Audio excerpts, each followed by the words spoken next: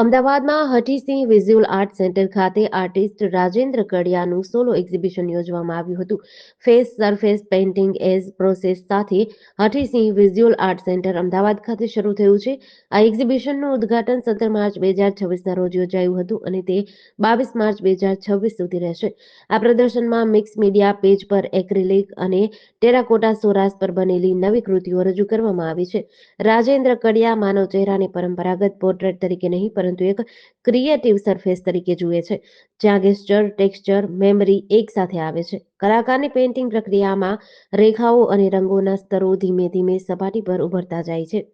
મારું નામ રાજેન્દ્ર કડિયા. 1967માં મારો અમદાવાદમાં જન્મ થયેલો. હું પૂરની અંદર રહેતો હતો અને મારા ઘરમાં 11 કલાકારો સાથે મહેન્દ્ર રવિ કડિયા એ મારા મોટા ભાઈ હતા અને એ અવારનવાર પૂરમાં આવે અને ભાઈ હું રમતો ક્રિકેટ, કેરમ કઈ એટલે મારા ઉપર બહુ ગુસ્સે થાય કે તું તારો સારો ટાઈમ બગાડી ગયો, તું કંઈક કર, ભાઈ મારે કરવું છે પણ મને તમે સમજાવો. તો કે ચિત્રમાં તને શું સમજાવું, ચિત્ર તારી હાથે જ કરવાનું હોય અને ચિત્રને તું કઈ રીતે ક્રિએટ કરે છે જો. પછી મારા ત્યાં અવારનવાર જાણીતા ચિત્રકારો બાલભાઈ પટેલ આવતા હતા, બરોડાથી જયરામભાઈ આવે, સીડી મિસ્ત્રી આવે, પિરાજી સાગરા આવે, વિનોદ પારુલ આવે, કામલે સાહેબ આવે, અવારનવાર બધા આવતા રહેતા હતા અને એ લોકો જયારે વાત કરતા હતા ત્યારે હું બાજુ પર બેસતો હતો અને નાનો હતો એટલે મારે કશું થઈ શકે એવું નતું પણ મગજ મારું ખુલ્લું રહેતું હતું અને એ મગજમાં આ બધી વાતો ઉતારતો હતો.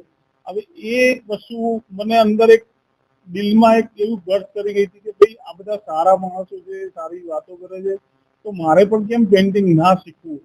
એટલે પછી ધીરે ધીરે મેં આ કામ શરૂ કર્યું. જતા દિવસો મને સારા પ્રદર્શનો કર્યા, ગ્રુપ શો કર્યા. ધીરે ધીરે હું આ સ્ટેજ ઉપર આવી ગયો અને અત્યારે હું 4.5 થી 5 હજાર મેં નાના મોટા કેનવાસ, પેપર એ રીતે મેં ડ્રોઈંગ અને પેઇન્ટિંગ કરેલા. પેઇન્ટિંગમાં મેસેજમાં એક એવું છે કે મેં બ્લેક એન્ડ વ્હાઇટ થીમ એટલે પસંદ કરી કે મને બ્લેક એન્ડ વ્હાઇટ બહુ ગમે છે અને બ્લેક એન્ડ વ્હાઇટ ગમવાના હિસાબે જે થીમ છે તમે જે કહો છો એવું છે કે જે માણસનો હાવભાવ, જે ચહેરા ઉપરની સંવેદના, વેદના અને જે નિખાર એ મેં મારા આ પ્રદર્શનની અંદર રજૂ કરેલું છે. JDC ન્યૂઝ સાથે સંજીવ રાજપૂત, અમદાવાદ.